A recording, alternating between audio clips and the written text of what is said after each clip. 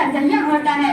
تعلیم کی فرضیت کا اندازہ ہمارے نبی آخری زمان صلی اللہ علیہ وسلم کی اس حدیث سے بخوبی ہو جاتا ہے کہ علم حاصل کرنا ہر مسلمان مرد اور عورت پر فرض ہے۔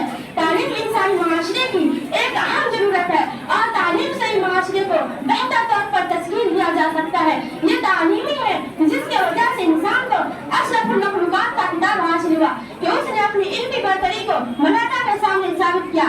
تعلیم کی اہمیت کا اندازہ ہم اپنے کائنات کے اس ارشاد سے بآسانی لگا سکتے ہیں۔ ارشاد کا ادارہ ہے کہ اے نبی کہہ دیجیے کیا علم رکھنے والے اور علم نہ رکھنے والے برابر ہو سکتے ہیں؟ نصیحت تو وہی حاصل کرتے ہیں جو قلب والے ہیں۔ حضور پاک صلی اللہ علیہ وسلم تعلیم کی اہمیت کو کچھ اس انداز میں بیان فرماتے ہیں کہ علم والوں کو دوسرے کے مقابلے میں اتنی فضیلت حاصل ہے جیسے میری فضیلت۔ تم میں سے اپنا شخص پر یقیناً اللہ عز و جل اس کے فرشتے اور آسمان و زمین والے حتیٰ کہ چیٹی اپنی سوراخ میں اور مچھلیاں تک لوگوں کے معلم کے لیے بھلائی کی دعا کرتے ہیں۔ اسی طرح چند ایک احادیث ہے جو تعلیم کی اہمیت کو واضح بیان کرتی ہے اور اسی کے ساتھ مسلمانوں کو تعلیم کو سخت ترغیب دیتی ہے۔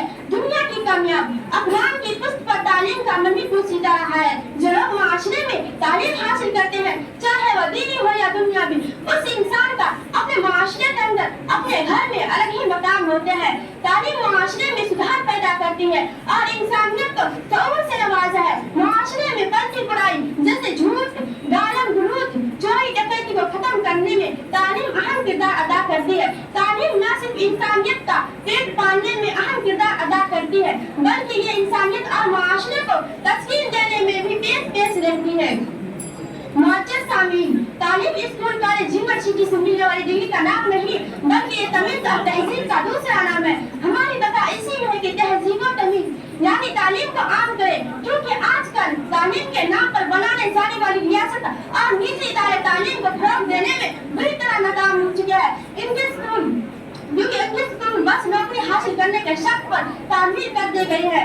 اس سے پہلے کہ ہم دنیا کی ظاہر اقوام صحنہ فہرست ہو جائے، ہمیں تعلیم کے بقا یعنی کہ خود کی بقا کے لیے خود سے محنت کرنی ہوگی۔ السلام علیکم۔